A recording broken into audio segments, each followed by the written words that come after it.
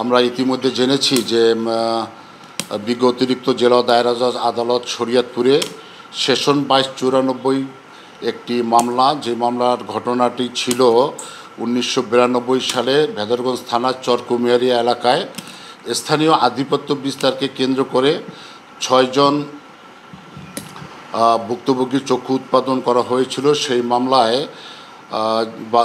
নুরুল ইসলাম মোল্লা বাদী হয়ে নান্টু মালত সহ বেশ কয়েকজনের বিরুদ্ধে এই মামলাটা দায়ের করেছিলেন। তো এই মামলাটার গত 5/5/2025 তারিখ মামলাটা রায় হয়। মামলাটার কার্যক্রম সম্পূর্ণ বিচারিক কার্যক্রম মেনেই এবং বিচারিক কার্যক্রমের মাধ্যমেই সাক্ষ্য প্রমাণের ভিত্তিতে বাদীপক্ষ মামলাটা প্রমাণ করতে ব্যর্থ হয়। বিজ্ঞ আদালত আসামিদের খালাস প্রদান করেছেন।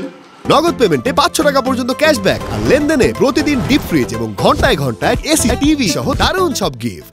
তো এই মামলাটার খালাসের বিষয় নিয়ে ভুক্তভোগী পরিবার বিভিন্ন সংবাদপত্র, বিভিন্ন মিডিয়া এবং ফেসবুক পেজে তারা প্রচার করছেন যে মামলাটি রাজনৈতিক বিবেচনায় প্রত্যাহার করা হয়েছে এবং আসামিরা খালাস পেয়েছে।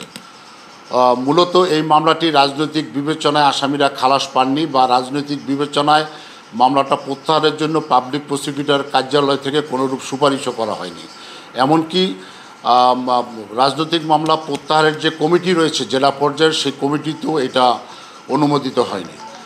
তো যেহেতু বাদীপক্ষ মামলাটা সাক্ষ্য প্রমাণ করতে ব্যর্থ হয়েছে, বিধায়ী কিন্তু বিজ্ঞ আদালত আসামিদের বেকসুর খালাস দিয়েছেন। তো আমরা অত্যন্ত দুঃখের সাথে বলতে চাই যে আসলে এই মামলার বিচারিক কার্যক্রম বিগত কয়েক বছর পূর্ব থেকেই চলে আসছে। গত 2 বছর যাবৎ মামলাটি সাক্ষ্য প্রমাণ হয়েছে। তো আমি গত 15ই ডিসেম্বর আমি দায়িত্ব নিয়েছি পিপি হিসাবে।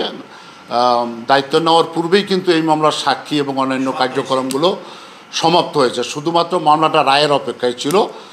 তো আসলে ভুক্তভোগী পরিবারের যে অভিযোগ, এই অভিযোগ সত্য নয়। আমি তাদের প্রতি অনুরোধ রাখবো তারা অন্তত জেনে শুনে এবং সঠিক তথ্যটাই তারা বিভিন্ন সংবাদ মাধ্যমে প্রচার করবেন। আমি আপনাদের মাধ্যমে জানাতে চাই যে এই মামলাটা আবারও জানাতে চাই যে এই মামলাটা সম্পূর্ণ বিচারিক কার্যক্রমের মাধ্যমেই এই মামলাটা নিষ্পত্তি হয়েছে। ধন্যবাদ।